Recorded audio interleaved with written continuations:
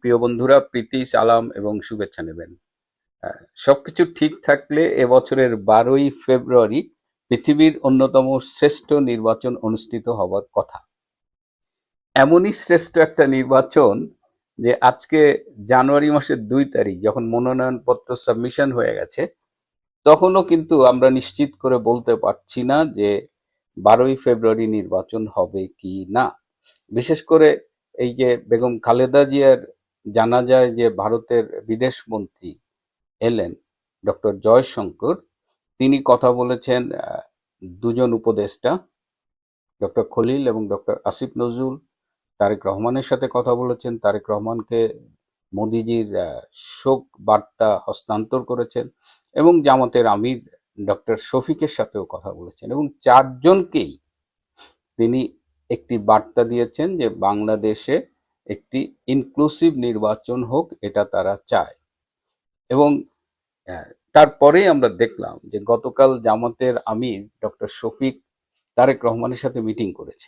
আবার ডাকসুর যে ছাত্র শিবিরের নেতারা, তারাও আবার তারেক রহমানের সাথে মিটিং করেছে। অর্থাৎ বিএনপি এবং জামাতে ইসলামের ইন্টারাকশনটা কিন্তু হঠাৎ করে বেড়ে গেছে। আপনারা নিশ্চয়ই খেয়াল রেখেছেন যে কদিন আগে বিএনপি জামাত মুখোমুখি ছিল এবং বিএনপির এখন ভার্চুয়াল যুগ, তো কেউ কিছু বললে ওটা থেকে যায়। বিএনপির নেতারা যেভাবে জামাতকে আক্রমণ করেছে, আবার জামাতের নেতারা বিশেষ করে ছাত্ররা যেভাবে বিএনপিকে, স্পেশালি তারেক রহমানকে অ্যাটাক করেছে, এগুলো আমরা কিন্তু ভুলে যাইনি।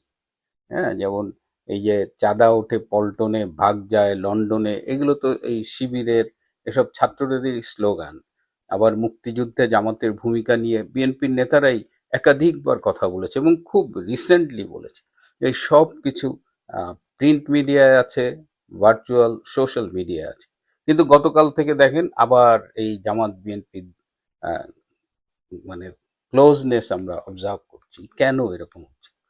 এই যে ডক্টর জয়শঙ্কর বলে গেলেন, তো ডাক্তার শফিক জামাতের আমির তিনি তারেক রহমানের কাছে গেলেন, তারা দুজনে ভেরিফাই করলেন যে দুজনকেই এই ইনফরমেশনটা দিয়েছে কিনা, এবং তারা দেখলেন যে হ্যাঁ, এই ইনফরমেশনটা দুজনকেই দিয়েছেন। এবং তারপরে তাদের স্বরূপটা কিন্তু আমরা দেখতে পাচ্ছি।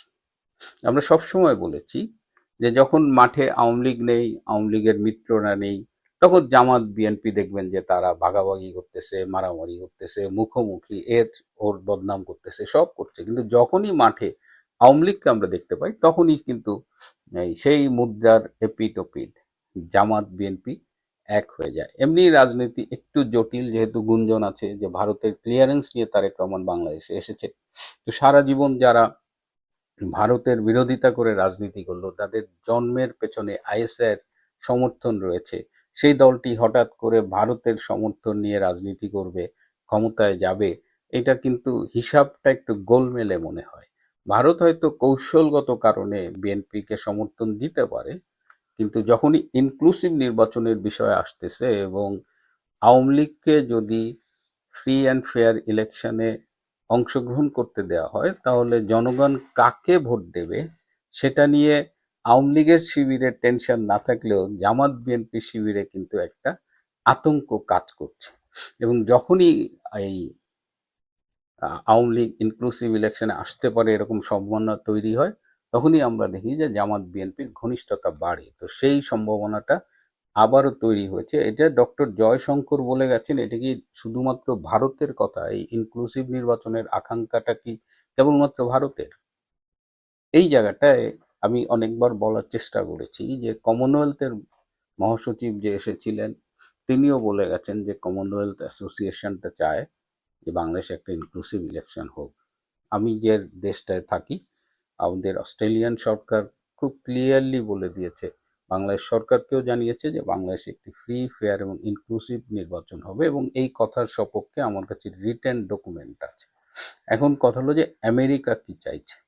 আমেরিকা খুব স্পষ্টভাবে তারা জানিয়ে দিয়েছে, বিশেষ করে ভারতের সাথে তাদের সাম্প্রতিক যে সম্পর্কটা ডেভেলপ করেছে, সেখানে তারা বাংলাদেশের ব্যাপারে ভারতের চোখ দিয়েই দেখতে চায়। তারা খুব ক্লিয়ার যে ভারত যেটা ভাবছে সেটা। আর ডক্টর ইনুস, তিনি একসময় আমেরিকার পাপেট হিসেবে ক্ষমতায় বসেছিলেন, এটা সত্যি, এবং ডক্টর ইনুসের যা যা দেবার সেটা তিনি দিয়ে ফেলেছেন। পোর্ট দিয়েছেন, বোয়িং কেনার অর্ডার ফাইনাল করছেন।